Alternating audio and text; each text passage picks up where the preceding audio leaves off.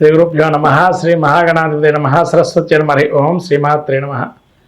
సంక్రాంతి శుభాకాంక్షలు. కర్కాటక రాశి యొక్క ఫలితాలు చూసినట్లయితే పుష్యమాసంలో జనవరి మాసము. ఈ కర్కాటక రాశి వారి యొక్క నక్షత్రాదులు పునరుసు నక్షత్రం 4, పుష్యమి 4 పాదాలు, ఆశ్లేష నక్షత్రం 4 పాదాలు కర్కాటక రాశి. ఈ కర్కాటక రాశి యొక్క గ్రహస్థితి చూసినట్టయితే జన్మస్థ కుజు వక్రగమనం, తృతీయంలో కేతువు, అట్లాగే వీరికి షష్ఠ స్థానంలో రవి, తదుపరి సప్తమ స్థాన సంచారం, సప్తమ స్థానంలో బుధుడు, అష్టమంలో శుక్ర శనులు, భాగ్యంలో రాహువు, అట్లాగే ఏకాదశంలో గురువు వక్రగమనంతో దశమ స్థానం. ఈ యొక్క గ్రహస్థితి చూసినట్టయితే ముఖ్యంగా కర్కాటక రాశి వారికి ముఖ్యంగా జన్మస్థ వక్రగమనంలో ఉండేటువంటి కుజుడు ఏదైతే ఉందో, పూర్వం మీరు ఏదైతే సమస్యతో బాధపడుతున్నారో ఆ సమస్య నుంచి బయటపడతారు ఈ నెల. అది ఆరోగ్య సమస్య కావచ్చు, వ్యక్తిగత సమస్యల్లో కావచ్చు, వైవాహిక జీవితంలో సమస్యలు కావచ్చు, ఏదైనా కానీ ఈ నెల కొంతవరకు బయటపడే అవకాశం ఉంటుంది వాటి నుంచి. అట్లాగే డబ్బు అనేది ఏదైతే ఉంటుందో కొంత ఆలస్యంతో మీకు రాబడిగా వస్తుంది. మీకు వెంటనే రావటం అనేది జరగదు. డబ్బు మాత్రం మిగతా అన్ని సౌఖ్యాలు వస్తాయి. ఒక డబ్బు విషయంలో మాత్రం ఆలస్యంగా నిదానంగా అందుకుంటారు ఈ జనవరి మాసంలో. అట్లాగే తృతీయంలో కేతు వల్ల ప్రతి ఒక్కరు కూడా అప్పటికప్పుడు మిమ్మల్ని మీ యొక్క సలహాలు తీసుకోవటం, అట్లా అప్పటికప్పుడు మీ యొక్క సహాయ సహకారాలు తీసుకోవటం, మీ యొక్క బంధువర్గంలో ఉండేటువంటి వారు, సోదరులకు సమానులుగా ఉండేటువంటి వారు మీ యొక్క సహాయ సహకారాలు తీసుకొని ముందుకు వెళ్ళటం, ప్రతి విషయంలోనూ మిమ్మల్ని అడిగే సూచన తెలుసుకోవటం, తద్వారా మీకు కూడా ఒక ఆనంద వాతావరణం ఏర్పడుతుంది.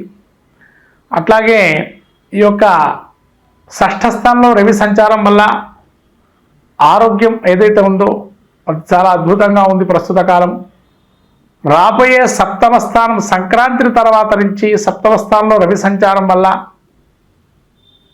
కొంత ఉష్ణంగా ఉండే అవకాశం ఉంటుంది. ఆ ఉష్ణ శరీరం కాకుండా చూసుకోండి. అట్లాగే కొంతవరకు శిరోవేదన అనేది ఉంటుంది, శిరోవేదన రాకుండా చూసుకోండి. కానీ సప్తమం ఏదైతే ఉందో బుధుడు ఈ స్వజన కానీ బంధువర్గంలో కానీ మీరు ఒక సహాయాలు కానీ సూచనలు కానీ చేసే అవకాశం ఎక్కువ కనబడుతుంది. తద్వారా ఆ సహాయ సహకారాలు మీ యొక్క వాక్కు వారికి ఆనందాన్ని ఇచ్చే విషయంగా గోచరిస్తుంది. శుక్రుడు శని అష్టమ స్థానంలో ఉండటం వల్ల శుక్రుడు పరిపూర్ణ అనుగ్రహంతో స్థిరాస్తులు కానీ అట్లా లక్ష్యశక్తి కానీ అట్లాగే మీ యొక్క బంధువర్గంలో ఒక సంతోష శుభవార్తను వినే అవకాశం ఉంటుంది. ఈ విధంగా మంచి కలిగే అవకాశం ఉంది శుక్రుడు వల్ల. శని అష్టమ స్థానంలో సంచారం వల్ల కొంత నిష్ఠూరాలు, ఆరోపణలు, మీ మీద కొంత అవమానాలు, ఇవి కొన్ని ఇంకొకరు ద్వేషించే అవకాశం కూడా ఉంటుంది. అంటే సమపాళ్లలో 2 కూడా జరుగుతూ ఉంటాయి. అట్లాగే రాహు మీకు భాగ్యంలో ఉండటం వల్ల విదేశీ సంబంధం కానీ విదేశీయులతో మాట్లాడటం కానీ తద్వారా కొంతవరకు ఒక సానుకూలమైన వాతావరణం ఏర్పడుతుంది. విదేశాలకు వెళ్ళేటువంటి వారు ఎవరైతే ఉన్నారో వాళ్ళు పునః మళ్ళీ అప్లికేషన్ పెట్టుకోవచ్చు. అట్లానే వైద్య వృత్తిలో ఉండేటువంటి వారు కూడా అనుకూలమైన అంశంగా గోచరిస్తుంది. వైద్య వృత్తిలో ఉండేటువంటి వాళ్ళు ఏదైనా కూడా ఒక నిర్ణయం తీసుకొని పోటీ పరీక్షల్లో పాల్గొనడం అనేది చాలా బాగుంటుంది. అట్లానే వృత్తిరీత్యా ఉండేటువంటి వారికి కొంత స్తబ్దు వాతావరణం ఏర్పడే అవకాశం ఉంది. కాబట్టి ఈ ఒక్క నెల కొద్దిగా వృత్తి వ్యాపారం చేసే స్తబ్దుగా ఉంటుంది. ఉద్యోగాల్లో ఉండేటువంటి వారికి అధికారుల వల్ల కొంత గుర్తింపు ఉండదు. కారణం ఏంటంటే మీ సహచరులు మీ పని చేసి వాళ్ళ పేరు పైన చెప్పుకోవడంతో మీకు కొద్ది ఇబ్బంది కలుగుతుంది. ఈ విధంగా గురువు వక్రగమనంతో ఈ యొక్క దశమస్థాన వీక్షణ వల్ల ఉద్యోగంలో ఏదైతే ఉందో ఉద్యోగంలో కొన్ని ఇబ్బందులు ఉంటాయి, కానీ మారకుండా ఉండడం మంచిది. అదే ఉద్యోగంలో కంటిన్యూ కండి ఉద్యోగస్తులు. విద్యార్థులకు వచ్చేటప్పటికి విద్యలో ఆటంకాలు ఉన్నా కూడా మీరు మెరుగైన ఫలితాలు సాధిస్తారు, తద్వారా విద్యా ఉన్నతి పొందుతారు. ఈ కుజుడు వక్రగమనంలో ఉండటం వల్ల ఇంట్లో ఇప్పటివరకు మీకు కొంత రక్తం సంబంధించి కానీ రక్త ప్రసరణలో కానీ కాళ్ళకు సంబంధించి కానీ అట్లానే వాటి వల్ల ఇబ్బందులు ఏవైతే ఉన్నాయో ఈ యొక్క మాసంలో వాళ్ళకి పూర్వార్ధం కన్నా ఉత్తరార్ధంలో కొంతవరకు నయమయ్యే అవకాశం ఉంది. ఈ విధంగా ఈ సంక్రాంతికి ఈ కర్కాటక రాశి వారికి కొంత శుభాశుభ మిశ్రమ ఫలితాలు గోచరిస్తున్నాయి.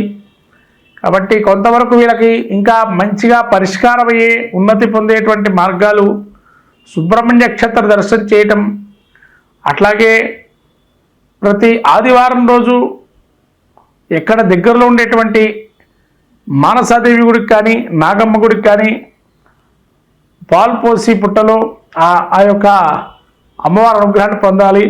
అట్లాగే రవి ఆదిత్య హృదయ పాలన చేసుకోవటం వల్ల చాలా మంచిది గోచరిస్తుంది. గ్రహ పీడా స్తోత్రం చేసుకోవటం కూడా.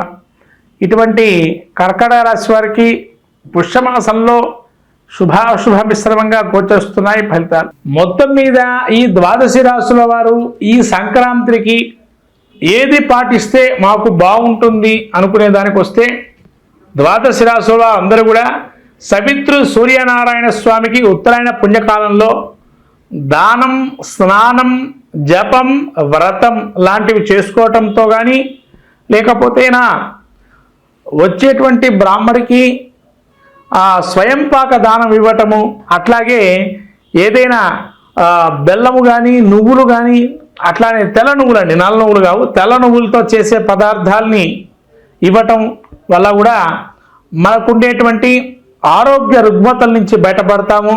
అట్లానే కార్య సాఫల్యం పొందాలి అనుకున్న వారు ఎవరైతే ఉంటారో ప్రతి విజయాన్ని ప్రతి విషయంలో విజయం సాధించాలి అనుకునేటువంటి వారు ఈ యొక్క సూర్యనారాయణ స్వామి ఏదైతే సంక్రాంతి రోజు వాళ్ళు శక్తి కొలది జిల్లేడు పూలు కానీ జిల్లేడు ఆకును తీసుకొని ఆకు మీద మనకు ఏదైతే కోరిక ఉంటుందో దాన్ని ఎరుపు రంగు ఏదైనా పసుపు ఏదైతే మన కుంకుమ మిశ్రమం కానీ లేదా సున్నము అండ్ పసుపుని కలిపినటువంటి చూర్ణాన్ని తీసుకొని మంచిగా ఎర్రగా వచ్చేట్టుగా చేసి దానిలో సూర్యనారాయణ స్వామి బింబాన్ని దించి దానిలో మీరు కోరికని రాయటం కానీ లేకపోతేనా మీ కోరికని చెప్పి దాన్ని స్వస్తిక్ ఆకారం కానీ ఓంకారాన్ని కానీ రాసి ఆ సూర్యనారాయణ స్వామి బింబాన్ని దించి దానిలో ఆ సూర్యనారాయణ స్వామి అనుగ్రహాన్ని పొందటం వల్ల శత్రు జయాన్ని కూడా సూచిస్తుంది.